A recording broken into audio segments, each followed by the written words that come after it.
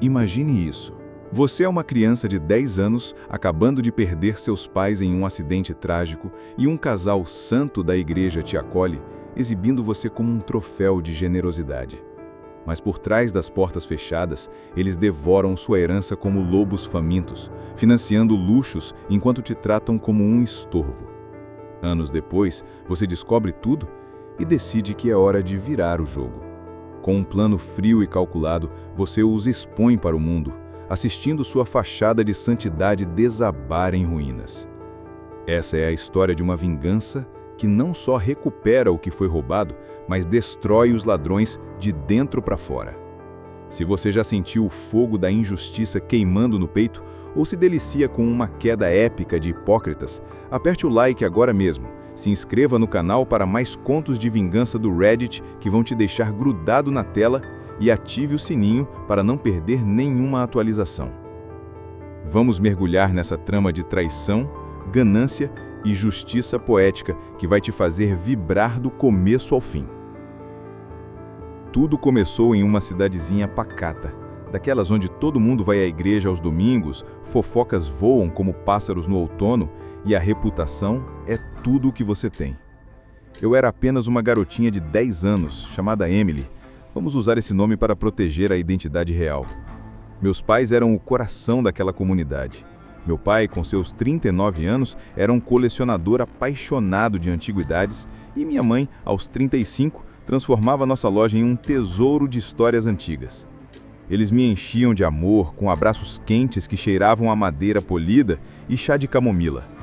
Mas num piscar de olhos, um acidente de carro os levou embora, deixando para trás uma herança modesta, cerca de $300 mil em um fundo fiduciário, mais a loja e itens preciosos como um conjunto de porcelana barroco, daqueles raros que valem uma fortuna. Sem familiares próximos, o orfanato era o meu destino sombrio. Foi aí que os Banks entraram em cena, como anjos caídos do céu, ou assim pareciam. O senhor e a senhora Banks eram os pilares da igreja local. Ele, um homem de negócios com um sorriso falso que não chegava aos olhos. Ela, uma mulher de voz doce e melosa, sempre com a Bíblia na mão e um lenço pronto para enxugar lágrimas teatrais. Eles tinham uma filha, Kitty, um ano mais velha que eu, com cabelos loiros perfeitos e um ar de superioridade que me fazia me sentir minúscula. No dia da adoção, a senhora Banks subiu ao púlpito da igreja, sua voz ecoando como um sermão divino. Deus nos chamou para resgatar essa pobre alma perdida. Nós a acolheremos com amor incondicional, como o bom pastor faria. A congregação aplaudiu, lágrimas rolando pelos rostos, elogiando sua abnegação heróica. Eu, ainda atônita pela perda, fui arrastada para os holofotes, sentindo seus braços me envolverem como correntes frias. Em público, era perfeito.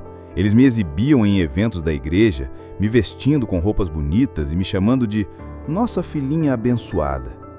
Mas em casa, era um inferno silencioso.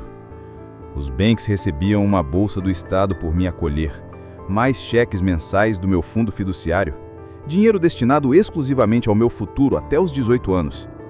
Eu deveria herdar tudo intacto para começar minha vida adulta, mas eles tinham outros planos. Atrás das cortinas, o Sr. Banks mal olhava para mim, murmurando ordens como se eu fosse uma empregada. A Sra. Banks me ignorava, reservando seus sorrisos para quando visitantes apareciam. Kitty via-me como uma intrusada, roubando o spotlight que era dela. Seus olhos frios me cortavam como lâminas geladas. "Por que você não vai embora?" Ela sussurrava quando ninguém ouvia. Seu hálito quente no meu ouvido me dava arrepios. O dinheiro? O dinheiro era o veneno no coração de tudo. Eles o usavam para alimentar sua imagem de prosperidade divina. Primeiro, veio o Volvo novo, reluzente na garagem, custando $40 mil. Uma bênção de Deus, diziam eles na igreja, enquanto eu via os extratos bancários sumirem. Depois, viagens luxuosas, Nova York para compras, Havaí para retiros espirituais. Kitty ganhava roupas de grife, bolsas que custavam mais do que meu guarda-roupa inteiro. Antes das visitas do assistente social, eles ensaiavam comigo como um teatro de marionetes. Diga que somos uma família abençoada, Emily. Sorria e agradeça a Deus por nós. Meu estômago revirava. Um nó apertado de náuseas. Mas eu obedecia. Meus punhos cerrados debaixo da mesa, unhas cravando na palma da mão. Na adolescência, as insinuações começaram a ficar mais boldadas. O Sr. Banks se inclinava sobre a mesa do jantar, seus olhos estreitos como fendas. Quando você herdar sua fortuna, uma boa cristã compartilharia com aqueles que a criaram, não é mesmo? A Sra. Banks assentia, seu sorriso falso como uma máscara de cera derretendo. Eles não me batiam, não me trancavam, mas sua ganância era uma violência sutil, corroendo minha alma. Dia após dia, eu me sentia invisível na própria casa, enquanto eles brilhavam aos olhos da cidade. E então, a gota d'água, a porcelana da minha mãe. Era um conjunto barroco autêntico, com detalhes intrincados de ouro e flores pintadas à mão, o tipo de relíquia que colecionadores sonham, valendo de dezenas de milhares de dólares. Minha mãe guardava como um tesouro, contando histórias de como veio da Europa antiga, talvez até usado por nobreza. Era parte da minha herança, trancada em um armário na loja de antiguidades que os Banks agora gerenciavam. Mas a Sra. Banks a cobiçava abertamente. Isso vai ser o presente de casamento perfeito para Kitty, ela dizia com aquela voz açucarada, como se eu não me importasse. Eu me importava sim, não pelo valor, mas pelo desrespeito, pela ousadia de roubar o legado da minha mãe e dá-lo à filha dela, como se eu não fosse nada. Mas quando viu sua porcelana no catálogo, já vendida, seu rosto se contorceu como papel amassado. A mandíbula caiu, os olhos se arregalaram em choque puro, depois se estreitaram em fúria flamejante. Ela explodiu. "Isso é roubo! Aquela ingrata me traiu!" Gritava para o comitê, exigindo devoluções, sua voz ecoando pela sala como um trovão.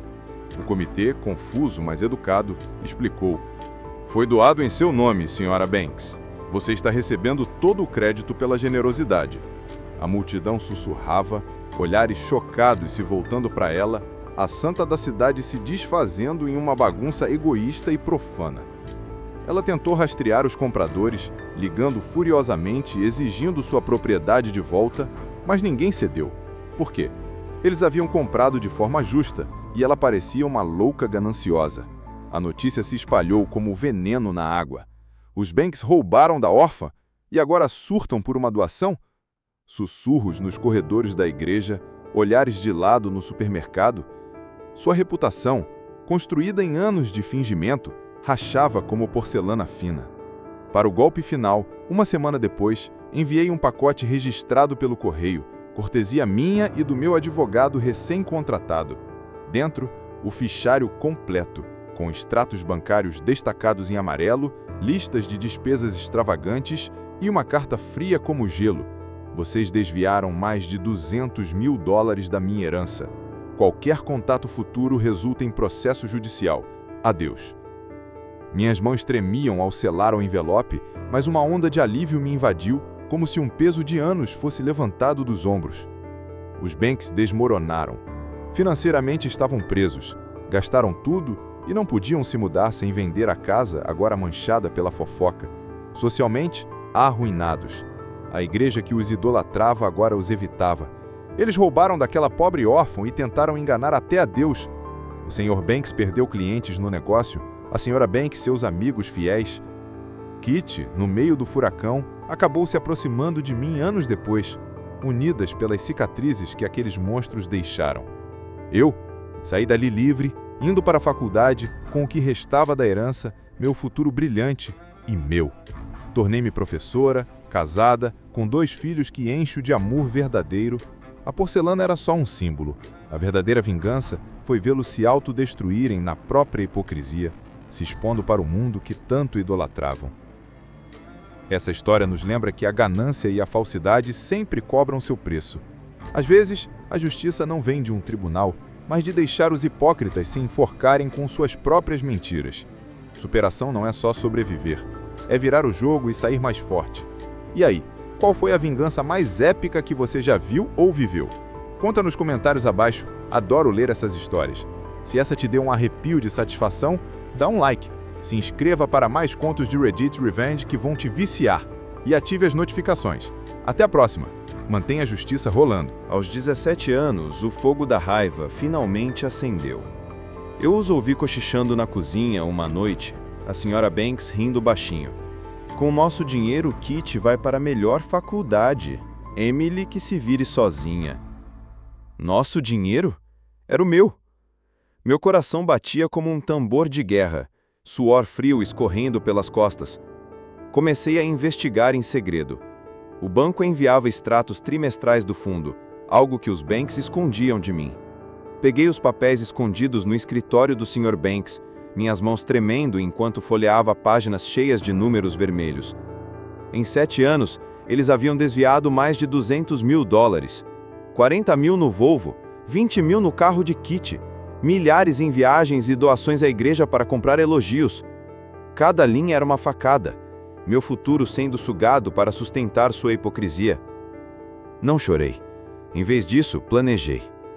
Criei um ficheiro secreto, catalogando tudo: recibos, extratos, anotações de suas vanglórias na igreja. Meu quarto se tornou um quartel-general de guerra, com pilhas de papéis espalhadas no chão à luz de uma lanterna, para não acordá-los. Meu pulso acelerava a cada descoberta, uma mistura de medo e empolgação correndo pelas veias.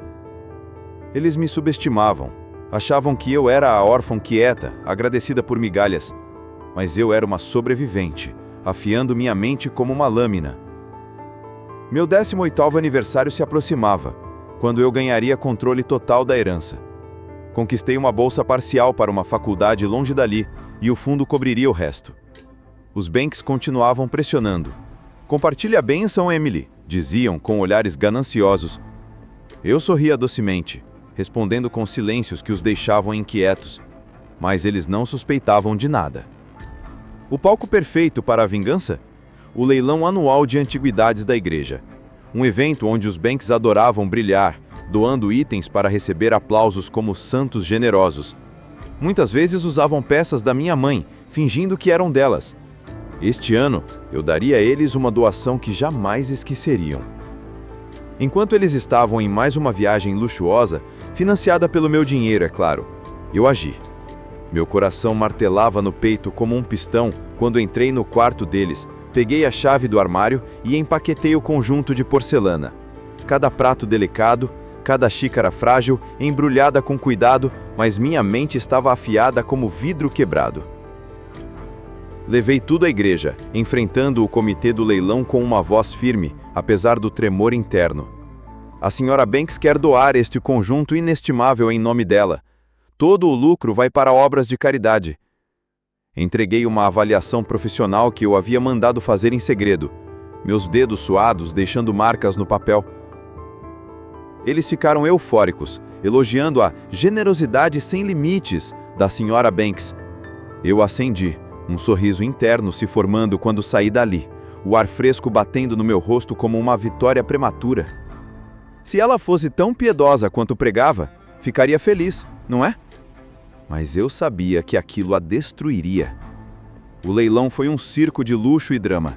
A igreja lotada, luzes brilhando sobre as relíquias e o conjunto de porcelana como a estrela principal. Peça por peça foi arrematado, xícaras indo para uma colecionadora idosa, pratos para um antiquário local, tudo espalhado pelo condado. A igreja arrecadou milhares, um recorde que fez o pastor dançar de alegria. A Sra. Banks chegou no segundo dia, toda arrumada para receber elogios, seu sorriso falso pronto para a câmera.